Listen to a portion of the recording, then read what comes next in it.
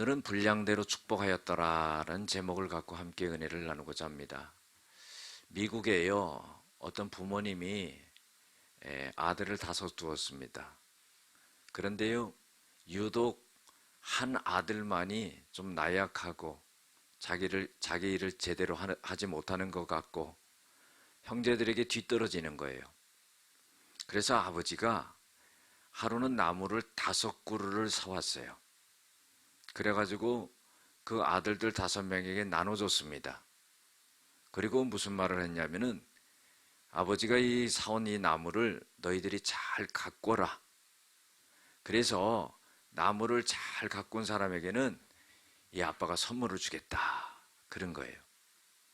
그래가지고요, 갖다 나무를 심어가지고 이제 자기네들이 자기 나무 물을 갖다 주고 가꾸는데 참 이상한 일이 벌어지는 겁니다.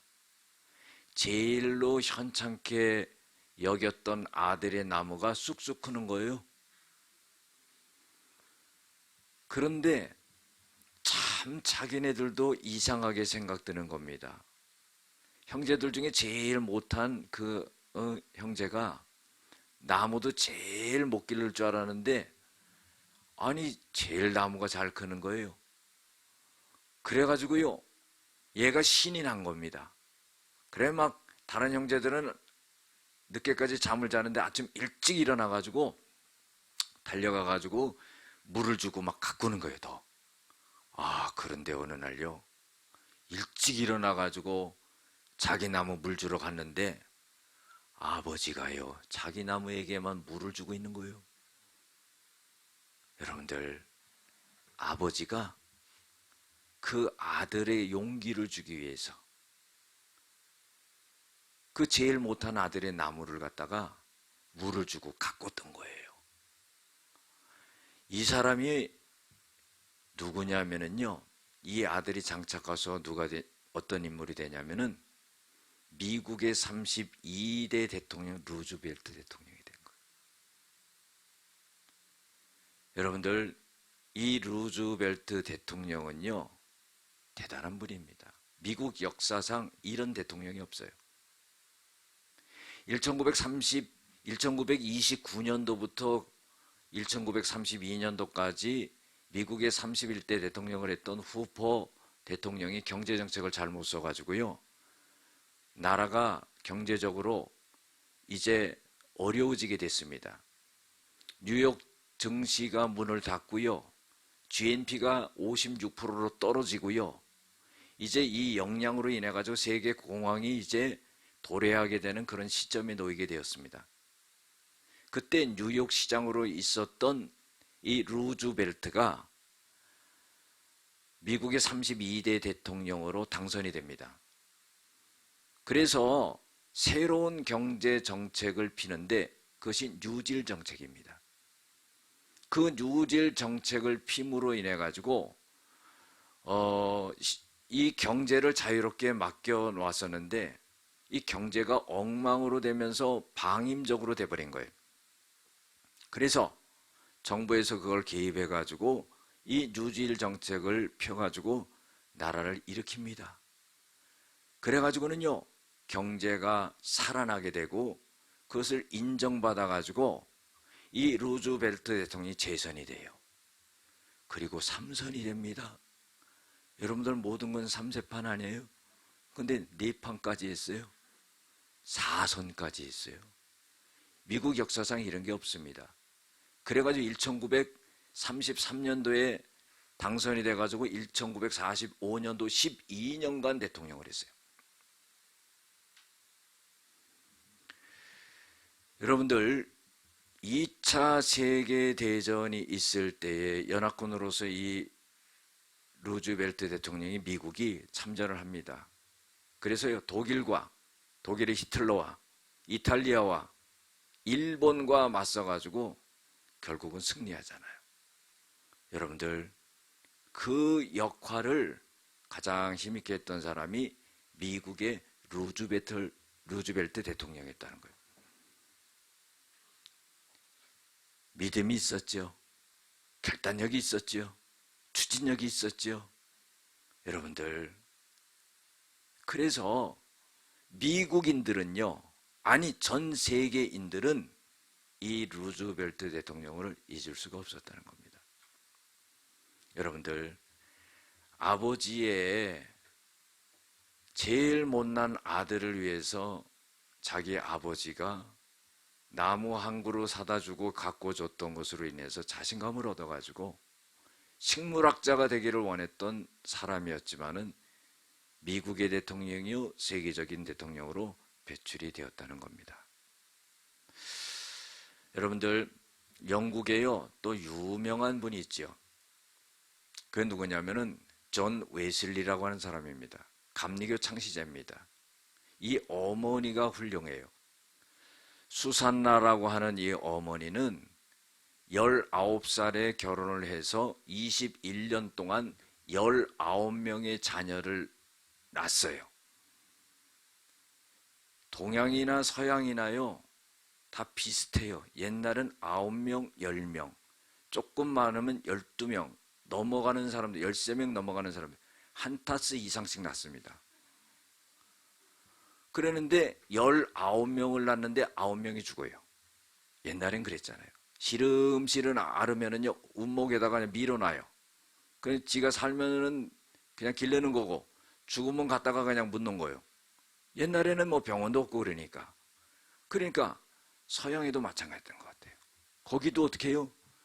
19명 나서 9명 죽고 10명 남았는데 3남 7녀예요. 그 중에서 15번째로 태어난 사람이 존 웨슬리입니다. 차남이에요. 그런데요, 이 어머니가 교육을 많이 받고 굉장히 똑똑한 사람이었어요.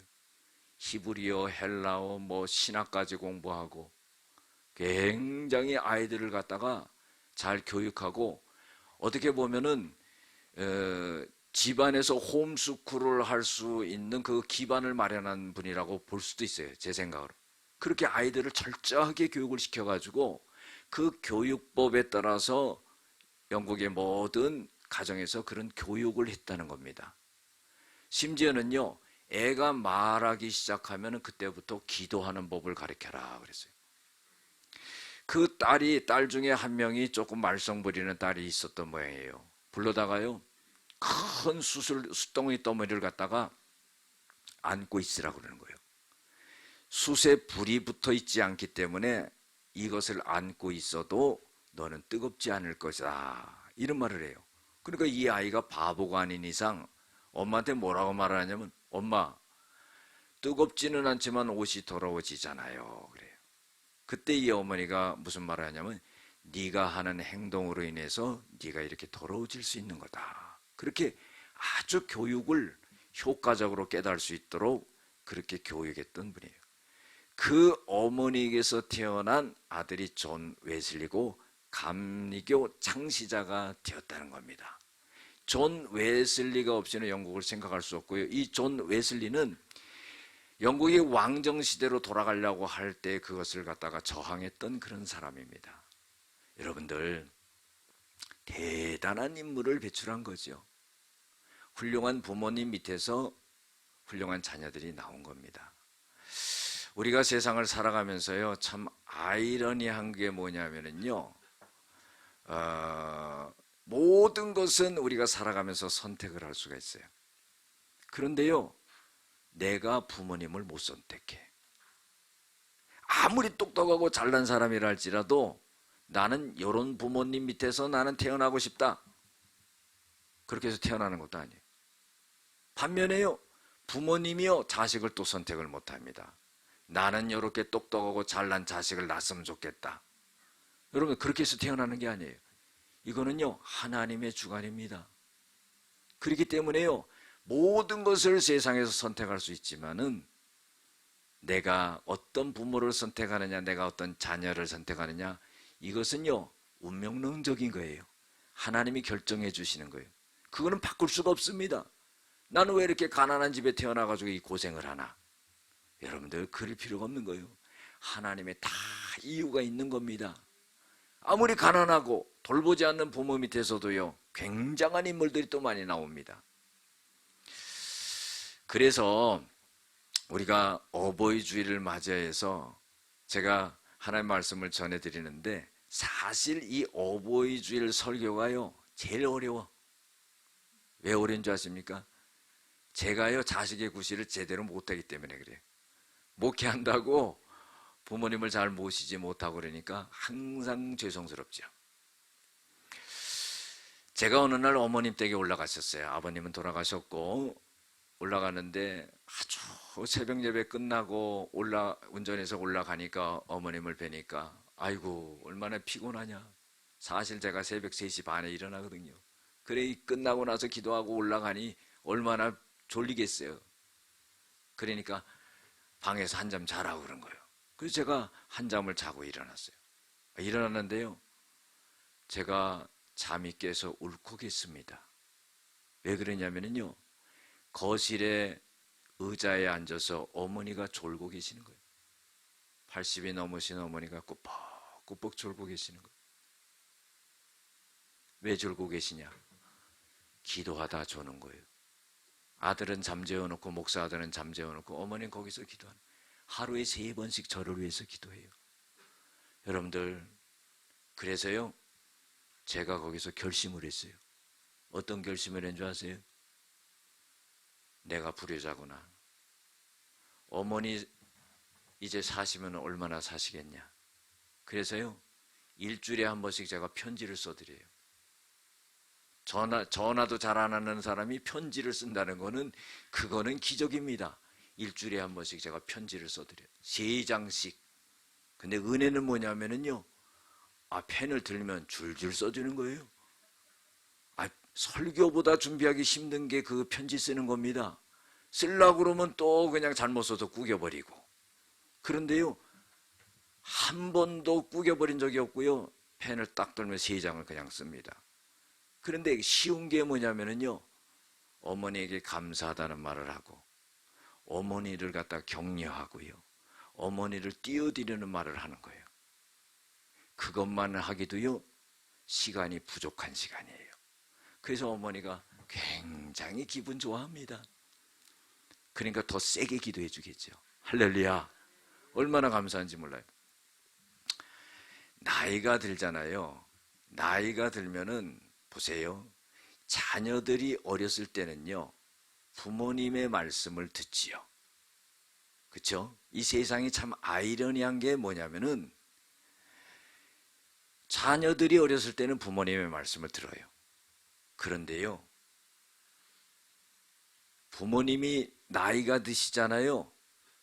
그러면 자녀들의 말을 들어야 돼요. 어떤 연예인이 텔레비에 나와가지고 그런데요 아니 공식적으로 그 다 텔레비 나가는데 그런 말을 하더라고요. 우리 어머니는 너무나 잔소리를 많이 한다.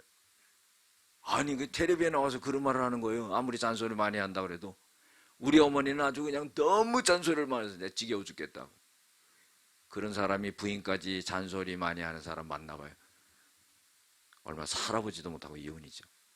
그렇죠? 그런데요 보세요. 나이가 들으면은요 자녀들에게 잔소리해서는 안 돼요. 자녀들의 말을 잘 들어야 돼요. 할렐루야. 그래야지 편안한 겁니다. 잘 들어야 되는 거예요. 지난 토요일에도 우리 둘째 아들 기타 치는 25살짜리 우리 요한이가요 저한테 뭘 가르쳐주면서 잘 가르쳐주고 설명을 하고 친절하게 인터넷하고 뭐 그냥 핸드폰하고 이런 건 잘 우리가 못하잖아요. 자세히 설명을 해주고 어떻게 해야지 은행 계좌 가입하는지 전부 이제 제가 핸드폰으로 하거든요. 가르쳐줘가지고 그러면서 하는 말이야. 아빠는 목사님이 돼가지고 남의 말을 너무나 잘 믿는데 엄마 말만 믿으라는 거예요.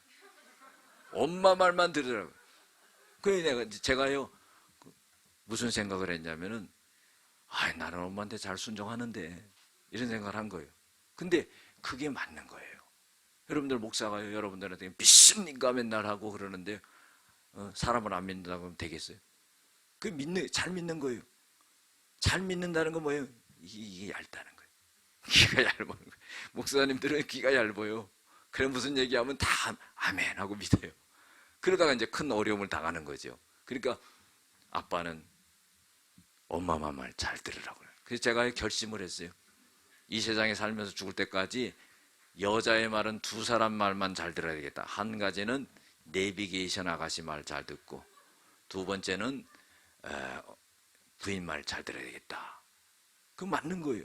그러니까 뭐예요? 나이가 들면은요, 자녀들의 말을 잘 들어야 돼요. 그때도 잔소리 해봐요. 여러분 찾아오지도 않아요. 전화도 안 합니다. 그렇기 때문에요, 그 말을 잘 수긍해야 돼요.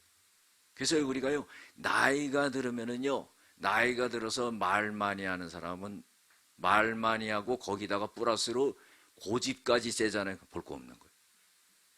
그 사람들이 딱 보다가 말 많이 하고 고집 세잖아요. 나이가 많아? 그러면 안 보는 거예요. 그래서 나이가 많으면 뭐 해야 되냐? 말을 적게 해야 돼. 아멘 좀 하시기 바랍니다. 말을 적게 하고요, 그 다음에 어떻게? 지갑을 열어야 돼. 지갑 열 줄로 믿습니다. 나이 먹어서 지갑 안 열면은요, 그 인색해서 안 돼요. 제가요, 5월 달에 생일에서 생일잔치를 가족들과 했는데, 이제 5학년은 마지막이야. 우리 내년부터는 6학년으로 가는 거예요. 이제는 6학년으로 가는 겁니다. 그런 거예요. 아니, 나이가 어느새 이렇게 많이 먹어버렸는지 몰라요. 깜짝하니까 나이가 많이 먹었어요. 아니, 목사님들 많이 모이면은요, 아이고, 젊은 목사 그러는데, 이제는요, 다 후배들이 해서 제가 가면은요, 밥을 사야 되고요, 커피를 사야 되고, 그래요. 지갑을 열어야 돼요. 여러분들, 그렇게 해야 되는 겁니다. 그러니까 우리가요, 자리값을 할 수 있는 사람이 돼야 돼요. 할렐루야. 자리값 해야 돼요. 인색하지 말고 자리값 해야 돼요. 지갑 열어야 됩니다. 믿습니까? 지갑 여는 자에게 하나님이 축복해 주시는 거예요. 하나님 앞에 드릴 때도 아까운 마음을 드리면 안 되는 거예요. 제가 목사라서 그런 게 아니라 하나님 앞에 드릴 때 아까운 마음 요만큼 가져본 적이 없어. 더 못 드려서 제가 죄송해서 그렇지. 그러니까 우리가 말을 적게 하고요, 이 지갑을 열어야 되고 자리값을 해야 돼요. 할렐루야. 여러분들 어버이 주일이기 때문에요, 잘 보세요. 잘 들어보세요. 자녀들이 부모에게 무조건 효도해야 된다, 이거 안 먹히는 겁니다. 부모가 자녀에게 어떻게 했느냐, 요게 또 반영이 되는 거예요. 자녀들은 그걸 생각해서 부모에게 하는 겁니다. 여러분들 못한 것만 해, 부모가 자녀에게 못한 것만 해도 그냥 묻어둘 수 있는데, 거기다가요 문제를 일으키고 사고를 쳐, 자녀들에게 막 부담이 돼. 그러면 부모를 보기 싫어하는 거예요. 그러니까 여러분들 그런 것을 잘 생각하면서 살아야 되고, 부모 자식 간에요, 뭐가 중요하느냐? 믿음 안에서 평안이 중요한 거예요. 아무리 돈이 많아도요, 부모에게 돈으로는 잘해요. 마음으로는 무시합니다. 그러면은요, 아무리 잘해주는 거 물질적으로 다 소용없는 거예요. 아무리 물질적으로 못해드려도요, 심적으로 부모님을 존경하고 공경하고 이런 마음이 있잖아요. 그러면은요, 배불리 안 먹어도 돼. 조금만 살다 죽으면 천국 가는데 뭐, 그쵸? 그런 마음이 있는 거예요. 여러분들, 에베소서 6장 1절에서 4절 말씀이요, 아주 우리에게 좋은 말씀을 줍니다. 너 자녀들은 부모에게 순종하라, 이것이 옳으니라 그랬어요. 2절에는요, 부모님을 공경하라, 이것이 잘되고 장수하는 길이다, 이렇게 말한 거예요. 그리고요, 4절에는 뭐라고 그랬냐면요, 부모님이 자식들에게 어떻게 해야 되는지를 분명하게 나타내요. 아비들아, 자녀를 노엽게 하지 말라 그랬어요. 주의 훈계와 교훈으로 양육하라. 하나님의 말씀이요, 딱 맞는 거예요. 여러분들, 자식이 되는 것과 부모가 되는 것과요, 이거 여러 번 경험해서 되는 거 아니에요. 일생에 딱 한 번 하는 겁니다. 그러니까요, 실수가 많은 거야. 뭐 부모 역할을 뭐 2번씩 해봅니까? 자식 역할을 2번씩 해봐요? 태어나서 딱 한 번 하는 거예요. 가만히 생각해 보세요. 그렇죠? 딱 한 번 하는 겁니다. 그렇기 때문에 실수가 많지요. 그런데 이 관계를 어떻게 잘 해야 되는가를 하나님의 말씀 속에서 잘 찾아야 돼. 그게 지혜예요. 보세요. 부모를 공경하는 것은 약속 있는 첫 계명이라고 그랬어요. 이것은 뭐냐면은 10계명 중에서 1계명에서 4계명까지는 하나님과 인간과의 관계입니다. 5계명에서 10계명까지는요 사람과의 관계예요. 사람과의 관계에서 첫 번째 계명이 내 부모를 공경하라. 이거 중요하지요. 사람과의 지켜야 될 계명 중에서 첫 번째가 부모님을 공경하는 거예요. 여러분들 눈에 보이지 않는 하나님이요 눈에 보이는 부모님의 모습으로서 하나님이 나타나고 그러지 않겠습니까? 부모님이 보는 눈이 부모님이 자식을 보는 눈이 하나님이 자식을 보는 눈이랑 꼭 같습니다. 여러분 그걸 알아야 돼요. 그렇기 때문에 부모를 잘 공경하고 그 말씀에 순종하고 따라가고 그러죠. 80 먹은 노인 아버지가요 60 먹은 아들이요 아버지 밖에 다녀오겠습니다 그러고 나가는데요 얘야 그러고 저기 안방 깊은 곳에서 불러요. 그래서 왜 그러세요 그랬더니 80 먹은 아버지가 60 먹은 아들에게 길 건널 때 차 조심해라 그런 거예요. 그렇죠? 부모의 마음은요 자식에게 그런 겁니다. 그래서요 관계를 잘 해야 된다는 거예요. 여러분들 가정이 뭡니까? 하나님이 이 땅에 두 가지 만든 기관이 있는데 하나는 가정이고 하나는 교회예요. 그런데요 가정이 편안하지 않으면 안 되는 거예요. 가정이 평안하면은요 그 가정은 복된 거고 축복된 가정이에요. 가정이 편안하지 않지요? 그럼 그건 집구석이에요. 집구석이 돼버리는 거야. 집구석 들어가기가 싫은 거야. 왜냐면 맨날 그냥 싸우고 분란이 있고 자식이 부모를 볼 때 그냥 마음이 뒤집어지고 부모가 자식을 볼 때 마음이 안 들어서 막 그냥 이러면 안 되는 거야. 그래서 기준을 어디다 둬야 되느냐? 하나님의 말씀에 둬야 되는 거예요. 할렐루야. 하나님의 말씀에 둬서 부모를 잘 공경하고 순종하고 부모는 어떻게 해요? 자식들을 하나님의 말씀으로 교훈하고 훈계하고 그 다음에 자식들을 화나게 하지 말라는 거예요. 저는 이 말씀을 깨달았습니다. 제가요 우리 아이들이 크면서 제가 한번 우리 자녀들한테 그랬어요. 너희들 목회자 자녀로 살아가면서 힘든 부분이 많이 있었는데 그걸 몰라줘서 내가 미안하다. 내가 사죄했어요. 그러니까 애들이요 마음이 열리고 얼굴이 열리고 그냥 하는 게 틀리더라고. 그거 한번 해보시기 바랍니다. 좋은 효과가 있어요. 돈도 줍니다. 할렐루야. 어제 은행 계좌 개설할 적에 내 통장에 돈이 없으니까 10만 원 딱 자기 쏴주더라고. 그거 하나님이 만배로 갚아주십니다. 믿으시기 바랍니다. 남의 집 일이라고 또 아멘도 안 하세요. 그렇죠? 얼마나 좋아. 가정이 편안해야 돼. 여러분들 마음에 평안이 있어야 돼요. 솔로몬도 전무후무한 지혜를 갖고 그 다음에 어떻게 해요?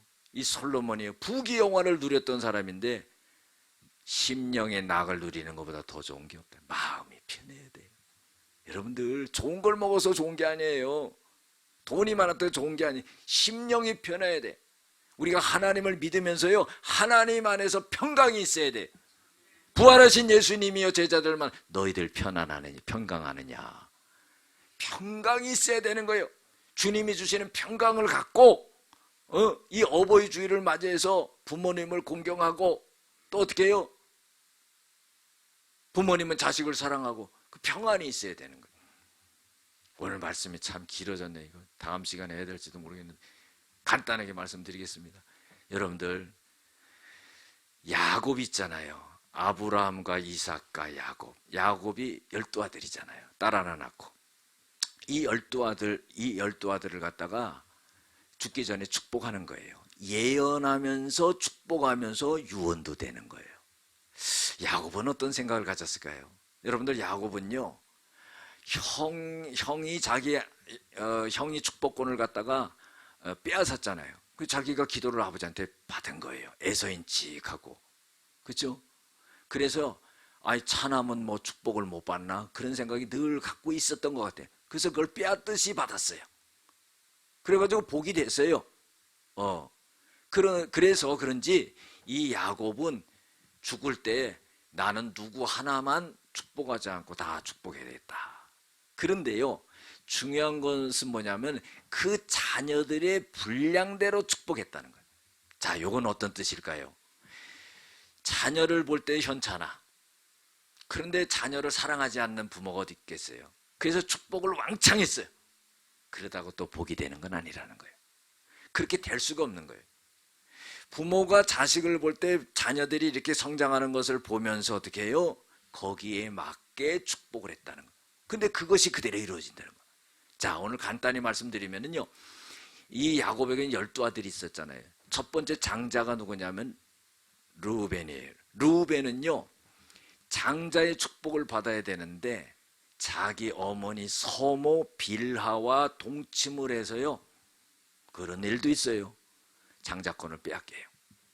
그 다음에 둘째, 셋째 시므온과 레위는요, 그 세겜성 사람들에게 어떻게 해요?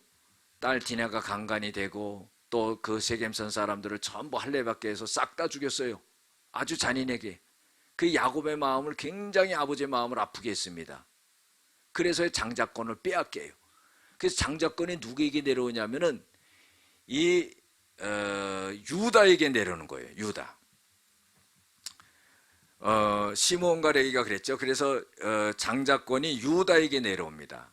유다는 오늘 성경 말씀 속에서 뭐냐면 사자 새끼라 그랬어요. 여러분들, 이 사자 새끼라는 것은 뭐예요? 왕권을 의미합니다. 그런데 이 유다가 왜 왕권을 갖게 되냐면요, 이 유다는 기질 자체가 형제들에게 있어서 십자가를 지는 역할을 하는 거예요. 세상 말로 하면 총대를 매는 거고요, 신앙적으로 말하면 십자가를 지는 일을 많이 하는 거예요. 그래서 형제들의 어려움을 걸머쥐고 또 어떻게 해요? 아버지 야곱을 설득하고 이런 역할을 갖다가 잘 해내는 거예요. 그러니까 너는 통치자가 되겠다 그랬어요. 그런데 사실이요, 이 유다는 허물이 컸던 사람입니다. 왜냐하면 자기 며느리 다말과 동침을 한 거예요. 자기가 의도한 게 아니라 자기 맏아들이 죽으니까 또 둘째 아들, 또 셋째 아들을 갖다가 며느리에게 줘야 되는데 안 주니까 이 며느리가 창녀인칙 가장을 해가지고 시아버님이 지나가는 길목에서 꼬셔들여가지고 어떻게 해요? 동침을 해서. 그래서 또 아들을 낳았잖아요. 베레스 세레라고 아들을 낳았어요. 그 아들입니까? 손자입니까? 잘 모르겠어요. 그렇죠? 그 굉장한 실수를 가졌던 사람이야. 또 이 유다는요, 가나안 땅의 그 이방의 친구들을 사귀면서요, 자기 마음대로 젊었을 때 결혼을 한 거예요. 결혼을 해가지고 그 유대 사회에서요, 그런 일은 있을 수가 없거든요. 젊은 날에 부모님의 허락도 없이 돌아다니다가 이방 친구들과 섞여 돌아다니다가 결혼해가지고 자식을 낳고 이렇게 사니까 완전히 유대 사회에서 쫓겨날 수밖에 없는 그런 사람임에도 불구하고 하나님께서는 이 유다에게 은혜를 내리셔가지고 왕권을 주신 거예요. 할렐루야.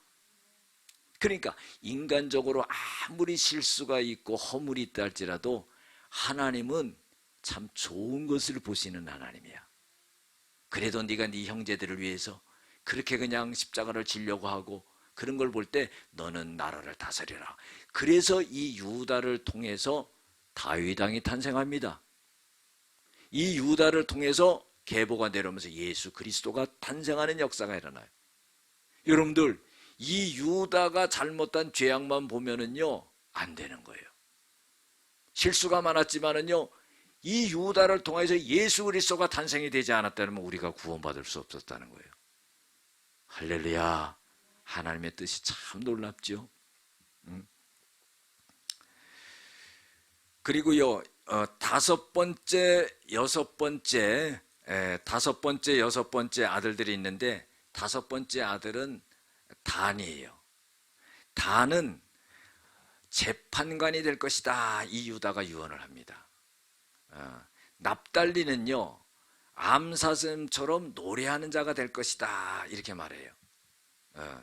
그 다음에 일곱 번째 갓은요, 전사가 될 것이다. 그러니까 싸움을 잘하는 사람이 될 것이다. 왜냐하면요, 밖에 나가서 놀다 오면은 맨날 싸우고 오거든. 그쵸, 어렸을 때. 그러니까 너는 전사가 될 것이다. 그러는 거예요. 그 다음에요, 아셀, 여덟 번째 아들은요, 요리를 잘했던 것 같아. 그래가지고 너는 왕의 수라상을 책임지는 자가 될 것이다. 그래서 맨날 요리하니까요, 그걸 해서 왕께 바치는 거예요. 그 다음에 아홉 번째는요, 이사갈은 너는 나귀다 표현하거든요. 나귀는 일을 많아야 하잖아요. 그래서 너는 농부가 될 것이다. 그 다음에 열 번째 스불론은요, 스불론 너는 해변에 살 것이다. 그 보나마나 어부지요. 어부가 될 것이다. 그러는 거예요. 맨날 놀면은요, 다른 애들은 육지에서 노는데 가서 그냥 바닷가에서 노는 거야. 그렇죠? 그래, 너는 어부가 될 거야. 너는 배를 지어서 너는 어부가 될 거야. 이렇게 되는 거예요. 그 다음에요, 11번째 아들이 놀랍죠. 요셉입니다.